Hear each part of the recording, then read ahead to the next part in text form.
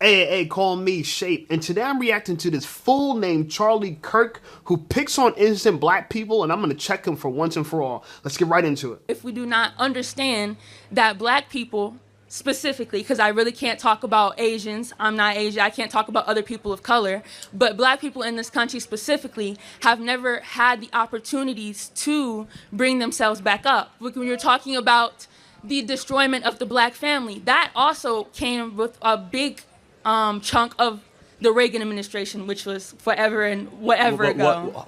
How is it the government's fault of why dads aren't around? I mean, we could get into the whole, like, the rhetoric of crack babies and crack drug dealers. But isn't it a decision to take drugs? Oh, no, 100%. So, and it's a decision to commit crimes.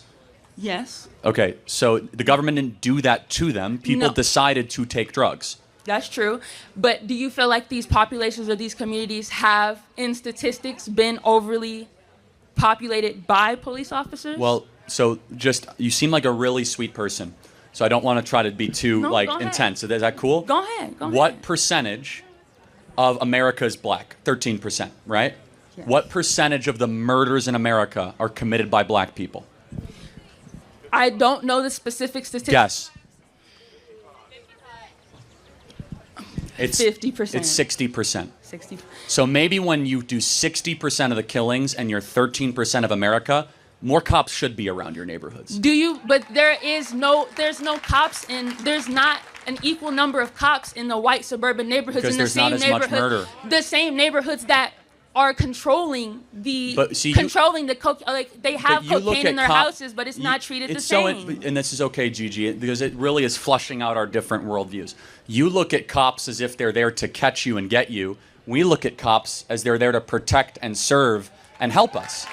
And that's only because in this country, I mean, police used to be able to drag black people out in the streets and hose them down and sick dogs on them and tear them apart. And we never really had the conversation that where do we get away from that? We definitely had the conversation. After George Floyd, the whole country blew up under the conversation. Okay. Yes, but it was a big standing on, should cops be able to do this? It's almost as if when a black person is murdered by police or at the hands of the police, the gun, bullet that came from a police officer's registered on average, gun. how many times a year would you say a black person killed by police? I mean, at one point it was happening Unarmed. at least. Okay, if it was happening at least last year, it was going on about. It was at least a month that it was a major case. But in terms of the average city, I don't know the average city. Right? I know though, but in terms of what actually makes it to major media, because it's the Washington Post's own database, left wing. 10 black individuals a year. So here's my contention. Go ahead. So you have a population that dads are not around, that is very, very murderous per population capita, that is very violent, more likely to be involved in gangs, and we, as conservatives look at that and we say, wait a second, like the problem is within the community. The problem is not the government. The problem is not the culture. And that's where I disagree with him. See, this is where a lot of these, I'm conservative, right? Because I'm Christian, and Christian values align more with conservative. But Charlie Kirk is completely wrong. He's wrong. He's wrong, he's wrong, he's wrong. Okay, and I'm going to explain why. And it's funny to me because when you watch this, to me, this is just like a football show. This is like a wrestling match of the conservative whites trying to prove that they're innocent and they didn't create any harm against black people, which we know is a lie. We know is a lie. Okay? We know it's a lie. We can just look at our history, and it doesn't have to be the distant history, recent history. It's not even that long ago. First of all, I don't want to blame everything on slavery, but let's talk about slavery. We can talk about slavery, right? Slavery was a legal institution in America and was made legal by white people. Okay, let's just start there, okay? So this idea that the government can harm a group of people, I mean, where do you get that from? Where do you get that from, Charlie? Where do you get that from, okay? Moving forward, black people were freed, I guess by white people as well, okay? There you go, okay? So I'm not saying all white people are bad. We were freed, okay, but then after that, we were mistreated poorly by people, by regular white people, like the people in the crowd that felt like it was the blacks against whites, okay? And this whole time, the funny part about American history is white people try to make it seem like they're innocent the entire time. This is why even during slave times, it was illegal to talk about slavery.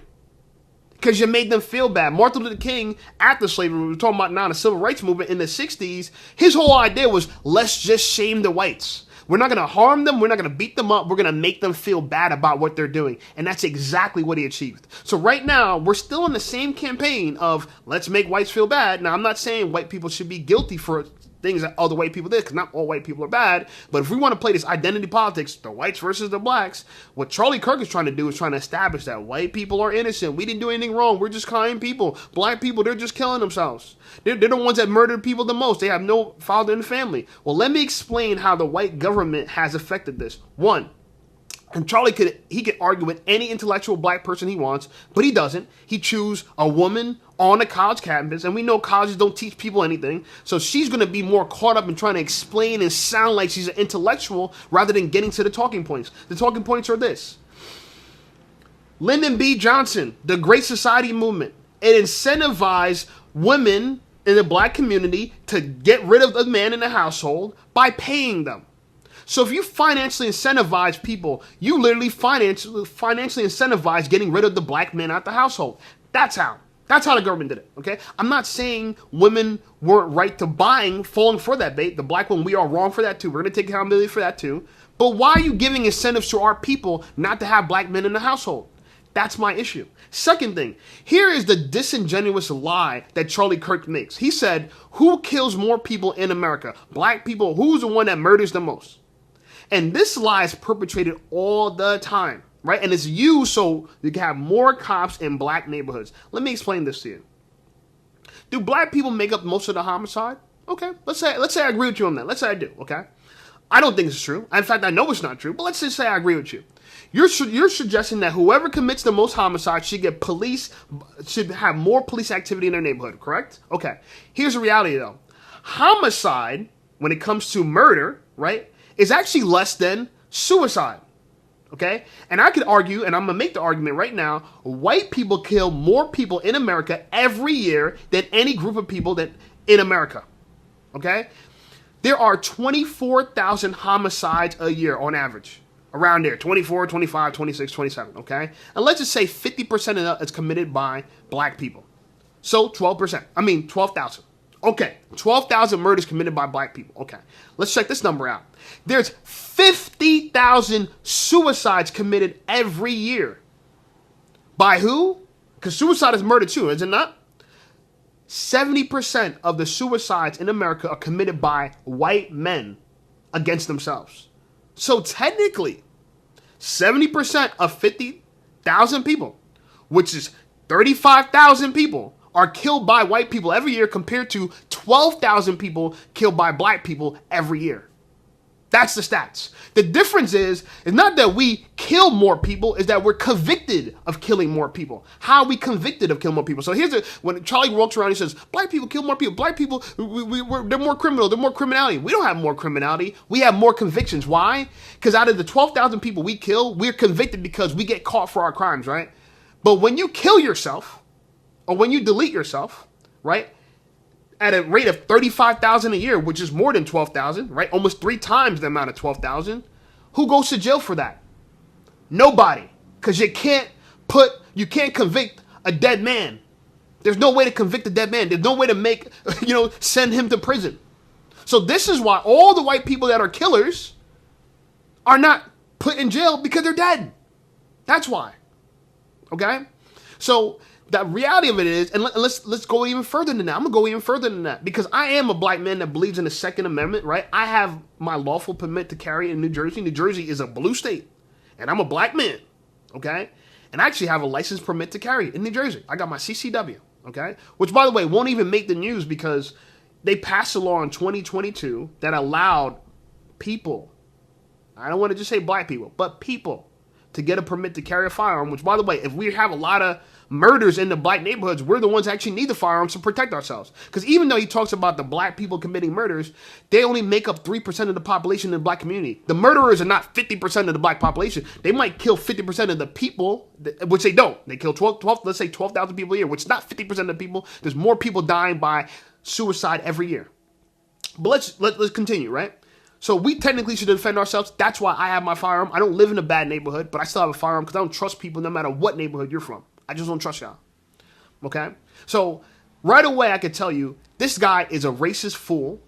He doesn't try his best to understand people. His job is to make it seem like white people were innocent this whole time. And this is exactly what white people do. Now, I love white people, respectfully. I love all people. I'm a Christian, right? If you are a human, you are a son of man, son of God, and therefore I serve you, right? My job in life is to serve God's children. So whether you're white, black, Asian, Indian, I don't care what you are, my job in the world is to serve God's people, okay?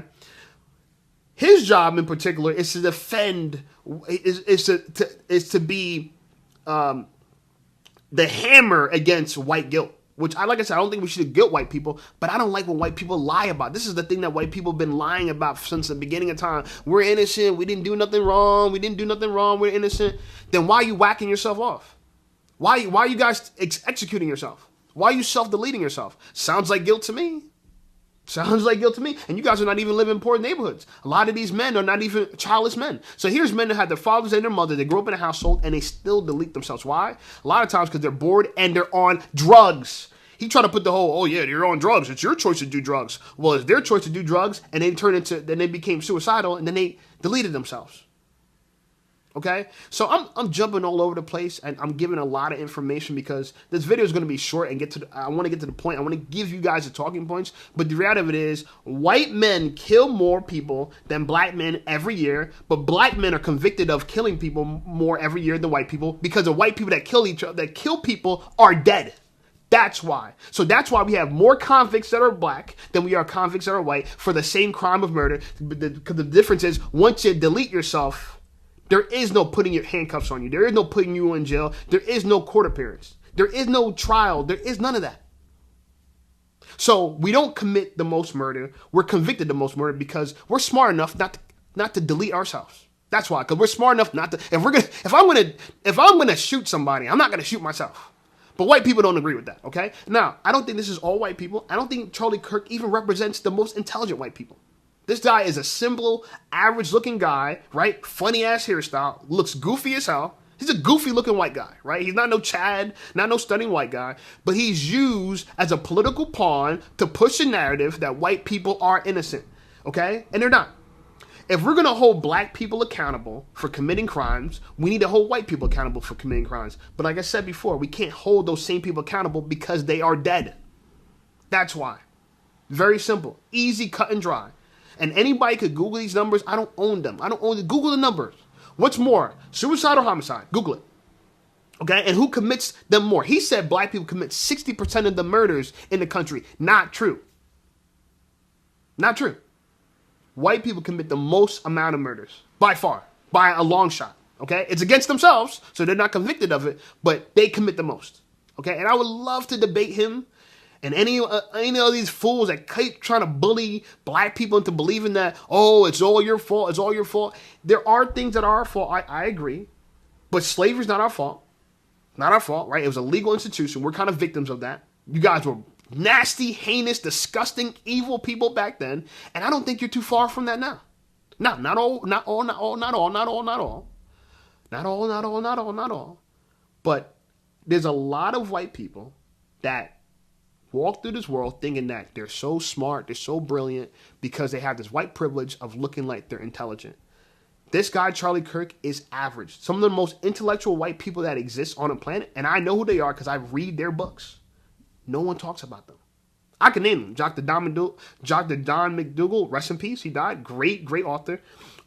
T. Colin Campbell, great guy. No one talks about him. Let me get another one. There's a damn, what was this one guy named? Michael Clapper. Damn. I got a good amount too. This is one guy I'm thinking about. He's he's a really, really great author, and I can't think of his name right now.